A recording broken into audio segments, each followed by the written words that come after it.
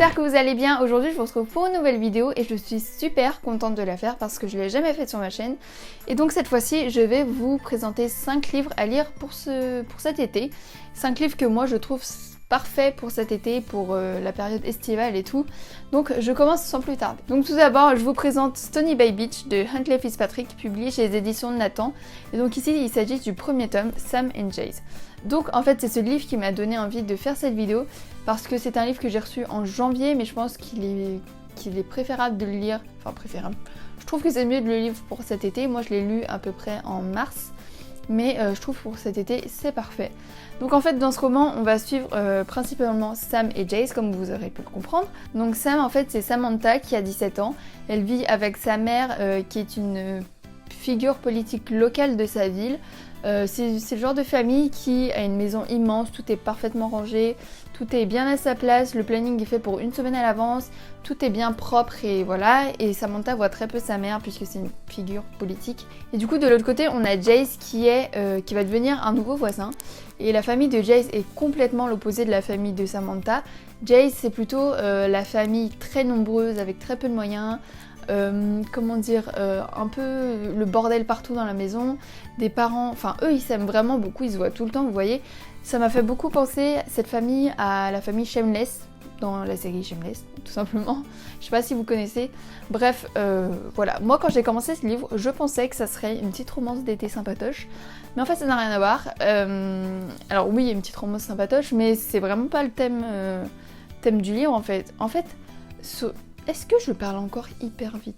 Même moi j'ai mal à la gorge en fait. Faut que je me calme. En fait ce roman, il est... donc c'est un gros pavé, hein. Il fait 530 pages. Mais je l'ai lu à une vitesse incroyable parce qu'il se lit extrêmement vite. Il est super simple à lire. Et vraiment j'ai adoré ce roman quoi. Enfin, il traite de sujets tellement... Genre je pense que j'ai jamais lu un roman qui traite autant de sujets d'un coup. Ça parle de politique, ça parle de mystère, ça parle de... meurtre, ouais ça parle de meurtre, ça parle de romance en même temps, enfin tout ça d'un coup quoi, c'est un truc de dingue. Et tout ça est trop bien ficelé, enfin genre tout est trop bien fait. J'ai vraiment adoré ce roman et j'ai eu la bonne surprise de découvrir à la fin du livre qu'il y aurait un tome 2 qui va sortir pour cet été, début juillet. Donc c'est aussi pour ça que c'est l'occasion de découvrir celui-là parce que celui-là, enfin le tome 2 va sortir très prochainement. Donc j'espère que vous le lirez parce que franchement celui-là il est vraiment, mais genre vraiment génial. J'en entends pas beaucoup parler, mais alors c'est vraiment une pépite quoi. Ensuite dans ma sélection je voulais mettre une petite romance. Donc j'ai choisi un roman dont je vous ai parlé il y a pas très longtemps, mais il s'agit de Another Story of Bad Boys. Ici bon du coup le tome 1 de Mathilde Delloy publié chez les éditions Hachette. Donc pour l'été on veut pas trop se prendre la tête, donc je pense qu'on se dirige tous à peu près vers des romances. Et celle... Oh bah tiens, marque page au sort. Et celle-ci est vraiment parfaite, donc je vous en ai déjà parlé et vous vous doutez que... Enfin moi en tout cas quand j'ai vu la couverture et les avis, je me doutais un peu de quel style de livre c'était. Je vais vous faire le résumé quand même. Donc dans ce roman on va suivre Lily qui a fini le lycée, qui va déménager parce qu'elle va partir à l'université à l'autre bout du pays en fait. Et donc elle a décidé et elle a demandé une chambre en colocation dans son université. Donc en colocation avec une fille évidemment, sauf que son dossier a été posé sur la pile des garçons parce qu'ils se sont trompés avec son deuxième prénom qui a un prénom mixte il me semble. Donc elle va se retrouver chez les garçons et donc elle va être dans une colocation de garçons. Et dans cette colocation il y a 2 garçons, donc le premier c'est Evan, un garçon très attachant, très chaleureux, très accueillant, vraiment très gentil. Et de l'autre côté on a Cameron qui est lui complètement l'inverse alors qu'ils sont meilleurs amis. Complètement l'inverse, il est très froid et très méchant, il lui parle très mal, etc. Il est vraiment pas accueillant quoi. Donc voilà, elle va se retrouver entre ces 2 garçons là, dans une colocation de garçons à l'université où elle connaît personne. Donc voilà, vous doutez bien qu'il y aura une petite romance du coup, enfin même une grosse romance. Et je vous le dis tout de suite, c'est une romance du je t'aime moi non plus, hein. Carrément si vous aimez pas ça, pendant 3 tomes c'est du je t'aime moi non plus. Donc ne le lisez pas, mais franchement moi j'adore, c'est un peu cliché. Mais en même temps, vous voyez, il n'y a pas que de la romance. Moi, il y a un moment, j'ai eu super peur dans ce livre. Je vous dirai pas pourquoi, mais j'ai eu peur dans ce livre, c'est un truc de dingue. Et surtout dans le tome d'après. Et franchement, je pense que cette romance-là, c'est une romance parfaite pour cet été. En plus de ça, le dernier tome est sorti le 30 mai, donc il n'y a plus aucune excuse. Vous avez tous les tomes, vous pouvez vous lancer et tous les lire d'un coup. Du coup, voilà, moi j'ai vraiment trop aimé cette trilogie. Ensuite, un autre livre que je vous conseille, il s'agit de Surf Sisters de Michel Dalton, publié chez les éditions Albin Michel. Donc ce roman, je ne l'ai pas encore lu, mais en fait je sais qu'il va rentrer parfaitement dans cette idée d'été, cocooning, livre sans trop prise de tête et tout. Donc en fait dans ce roman, on va suivre Izzy, qui habite sur les côtes de la Floride, donc à Pearl Beach, et elle est passionnée de surf.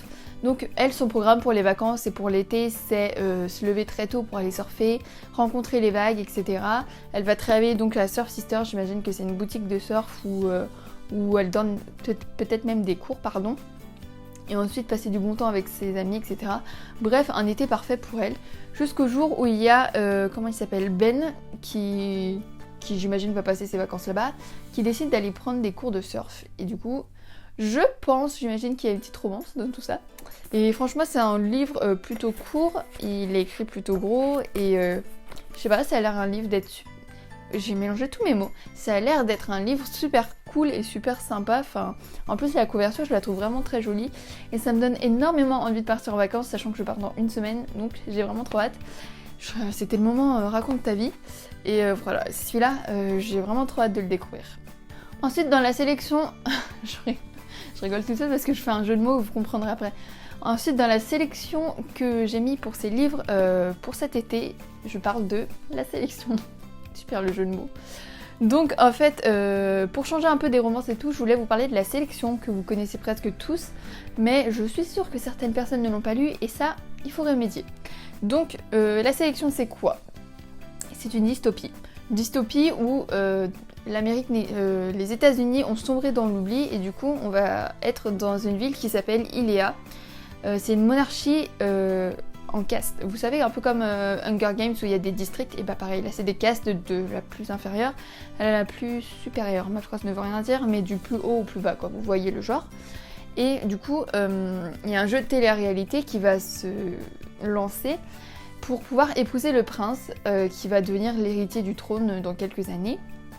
Et donc là, c'est l'année où il doit se marier, et du coup, il doit trouver une prétendante. Donc ils vont faire ça sous forme de jeu télé-réalité et ils vont sélectionner... En fait, toutes les filles du pays peuvent participer. Après, il y aura 10 millions de participations pour 35 prises. Mais voilà, tout le monde peut participer à moins d'avoir... Enfin, il faut avoir 18 ans, quelques conditions, un truc comme ça. Donc du coup, on va suivre America qui, elle, ne tient pas particulièrement à s'inscrire parce que elle est déjà amoureuse d'un autre garçon qui s'appelle Aspen et c'est un soldat de la caste inférieure. Et du coup, elle s'en fout d'épouser le prince ou pas et tout. Sauf que sa famille, et même toutes les familles, veulent que leur fille participe parce que si elle épouse le prince qui va devenir le roi, elle va devenir très riche et même pour sa famille, ça les aidera, etc. Donc voilà, elle va être contrainte de participer. Évidemment, elle va être sélectionnée parmi les 35 candidates. Et donc là, les 35 candidates, en fait, j'ai l'impression de faire un résumé hyper long, mais les 35 candidates vont être au palais et vont essayer de faire connaissance avec le prince, les séduire, il va en virer au fur et à mesure, enfin, les virer, ça fait un peu je te dégage, mais c'est un peu ça en fait. Et jusqu'au jour où ils vont décider d'en garder une. Donc voilà. Et donc elle rencontre le prince, tous les plans qu'elle avait prévus vont peut-être être bouleversés. Donc voilà, c'était le résumé le plus long de la Terre. Donc première raison pour laquelle je vous conseille ça, c'est juste que c'est trop bien. Moi j'ai adoré cette dystopie. Vraiment tout dans l'univers de la princesse, du palais royal et tout. Franchement j'ai adoré, ça se fait super vite. En plus de ça, tous les tomes sont déjà sortis. Et troisième argument, et ben le premier tome est sorti en édition limitée chez la collection R à 9,90 €. Donc c'était une offre découverte en fait pour que vous puissiez découvrir le premier tome et si vous aimez, et ben vous découvrir la suite. Donc voilà, j'aime beaucoup ce roman et j'ai très très envie de le découvrir, le redécouvrir. Donc peut-être que je n'arrive plus à parler, peut-être que je le relirai prochainement, mais en tout cas celui-là, il est vraiment génial. Et ensuite le dernier roman que je vous conseille, et là je suis en train de me rendre compte que je parle beaucoup de romance, mais je pense que l'été on n'a pas envie de se prendre la tête avec des trucs hyper compliqués, donc je pense qu'on se tourne à peu près tous, en tout cas moi, vers de la romance, et donc je vous parle de Viens on s'aime de Morgane Moncombe, publié chez les éditions Hugo Roman dans la collection New Romance. Donc ce livre, ça a été un énorme coup de cœur pour moi, je vous en ai parlé il n'y a pas super longtemps je pense, mais ça a été vraiment un réel coup de cœur. Donc dans ce livre, on commence l'histoire avec une fille et un garçon qui se retrouvent coincés dans un ascenseur le soir du réveillon et du coup ils vont devoir faire connaissance, enfin ils sont coincés tous les deux donc ils font connaissance, etc. On peut penser que ça va être le début d'une belle histoire d'amour, etc. Sauf que c'est pas du tout le cas parce que le garçon est déjà en couple avec une jolie jeune fille qui s'appelle Lucie. Ouais, c'est ça, Lucie. Donc ça n'empêche qu'ils vont devenir amis, etc. Donc après on les retrouve un an plus tard. La situation a complètement changé, ils sont toujours très amis, même meilleurs amis. Mais le garçon n'est plus en couple et la jeune fille, elle, l'est cette fois, avec un garçon qui s'appelle Clément. Ils commencent une histoire d'amour très sympa. Jusqu'au jour où, donc Loan c'est le garçon et Violette c'est la fille. Jusqu'au jour où Violette demande à Loan, donc son meilleur ami, si il accepterait de, en gros, coucher avec elle parce qu'elle est vierge et qu'elle ose pas trop le faire avec Clément et qu'elle aimerait bien être un peu expérimentée, on va dire, enfin connaître un peu avant d'y aller pour pas décevoir son copain. Bref, elle demande ça à son meilleur ami en mode c'est mon meilleur ami, c'est bon, je m'en fous, on se dit tout, on se fait tout, bref. Donc voilà, au début ils savent pas trop et puis je vous dis pas la suite mais c'est une belle histoire d'amour. J'ai trop aimé ce roman, je vous dis pas, j'ai jamais autant pleuré devant un livre. Pourtant c'est une romance hein, mais j'ai jamais autant pleuré devant un livre. J'avais pas les larmes aux yeux, hein. Non, j'étais genre... larmes, j'ai même pas les mots. Non, j'ai pleuré mais toutes les larmes de mon corps quoi. Du coup voilà, je vous conseille celui-là qui a été un énorme coup de cœur et voilà. Donc voilà, c'est tout pour cette vidéo, j'espère que ça vous aura plu, que mes conseils lecture vous auront plu. Sinon, eh bien, tant pis. Non, mais j'espère que ça vous aura plu quand même. Et moi, ouais, l'été, c'est quand même, je pense, un peu comme tout le monde, mais c'est plutôt romance et des trucs sans trop prise de tête au bord de la mer, quoi. Donc voilà, moi, je vous dis à très bientôt dans une prochaine vidéo. Et du coup, n'hésitez pas à me dire si vous avez lu un de ces romans ou ce que vous comptez lire ou d'autres conseils lecture pour cet été. Comme ça, on partage tout plein de choses. Et du coup, voilà, moi, je vous dis à très bientôt dans une prochaine vidéo. Bisous!